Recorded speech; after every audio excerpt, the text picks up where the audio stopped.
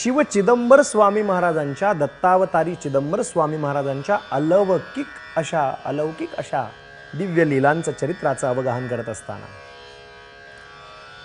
एक सर्वसामान्य मद्यपी येतो आणि त्या मद्यप्याला नको तेवढा मान शिव चिदंबर स्वामी महाराज देतायत। याचं चरित्राख्यान आपण काल पाहिलं। मी जाता जाता त्या चरित्राख्यानाच्या शेवटी असं म्हणालो होतो की काय वाक्याचं उत्तर दिलं, कुठल्याही जीवाला त्रिशंकू अवस्थेमध्ये आम्ही ठेवत नाही असं उत्तर सरदार बापू गोखल्यांना शिवचिदंबरांनी, दत्तावतारी शिवचिदंबरांनी दिलं असं आपण काल पाहिलं। आता याचा खुलासा काय, याचा नेमका अर्थ काय? ते सरदार बापू गोखले जे होते त्यांनी पृच्छा केली, प्रश्न केला। ते म्हणाले, गुरु महाराज म्हणजे त्रिशंकू अवस्थेत ठेवत नाही हे कळलं, पण तो मद्यपी दाराशी आल्यानंतर तिथे तुम्ही त्याला स्वागताला जाणं, त्याला सदरेवरती बसवणं, त्याला उठ बस त्याची करणं, त्याची आवभगत करणं, त्याला परत तिथपर्यंत सोडायला जाणं, दारापर्यंत सोडायला जाणं, एवढा मान सन्मान करणं, या तुम्ही करत असलेल्या गोष्टीचा आणि त्रिशंकू अवस्थेत ठेवत नाही या गोष्टीची सुसंगती कशी आहे?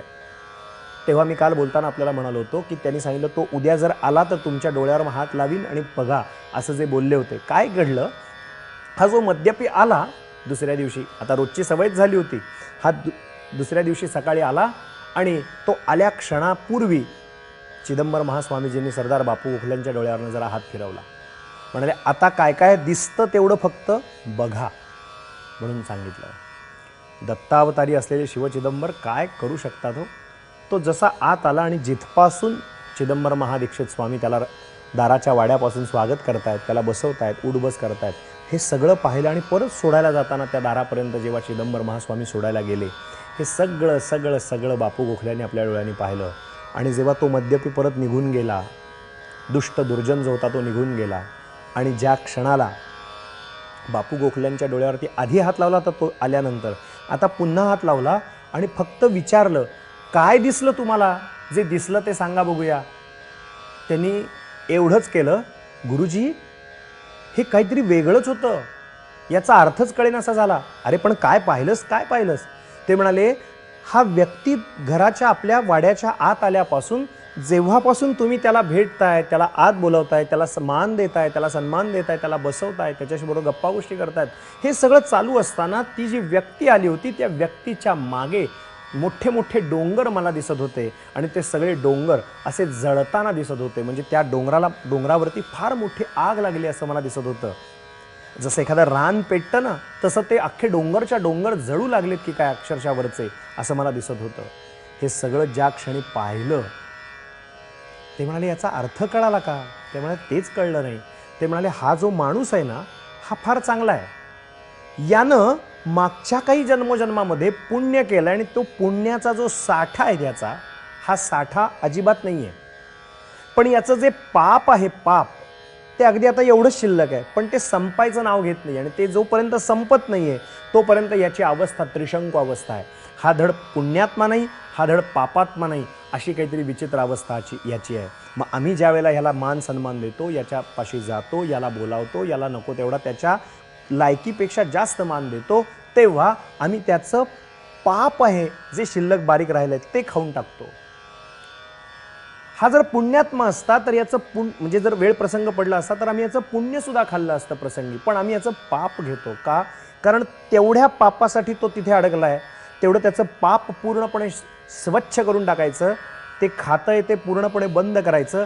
आता हा पापीही नाही, पुण्यवानही नाही, त्रिशंकू अवस्थेत नको, इथून पुढे याची चांगली सुरुवात व्हावी या जीवाची, म्हणून करत असलेला हा प्रकार आहे। हे सगळं ऐकलं आणि अतिशय आनंद झाला सरदार बापू गोखल्यांना।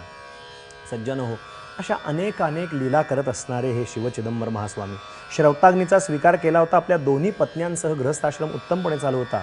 रोज ब्राह्ममुहूर्ताला उठावं, आपलं स्नान संध्या अन्निकादी करावं, यज्ञकर्म करावं, गोसेवा करावी, आपल्या सहवासात येणाऱ्या सगळ्या सद्भक्तांना एवढंच सांगावं, मंगल बोलावे शिवनाम घ्यावे, सद्धर्मे चालावे सर्व काळ, सतत शुभ बोलावं, सतत मंगल बोलावं, शुभम ब्रूयात, सत्यम ब्रूयात, प्रियम ब्रूयात, असं जे काही वर्णन आहे, शिवम ब्रूयात म्हणजे सतत शिवनाम घ्यावं, मंगल बोलावं आणि सद्धर्माने सतत सदाचाराने सर्व काळ निरंतर जगावं, असा बोध आलेल्या लोकांना करायचे।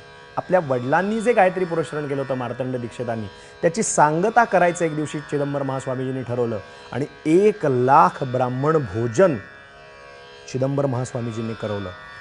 एवढा मोठा अधिकार चिदंबर महास्वामीजींचा. आता एक दिवशी असा प्रकार घडला, मलपहा नावाची जी नदी आहे त्या नदीमध्ये एक अतिशय दरिद्री ब्राह्मण होता. तो चिदंबरांची कीर्ती ऐकून आला होता आणि तो चिदंबरांना शरण येऊन म्हणतो, गुरुजी मला काही ना काहीतरी आपल्या सहवासात मिळावं. मी अतिशय 2 वेळचा अन्नान्न दशा माझी अशी झालेली आहे. 2 वेळच्या अन्नाला मी मोताद आहे अशी परिस्थिती आहे. आपण काहीतरी कृपा करा. चिदंबर म्हणाले, मी काय देणार तुला.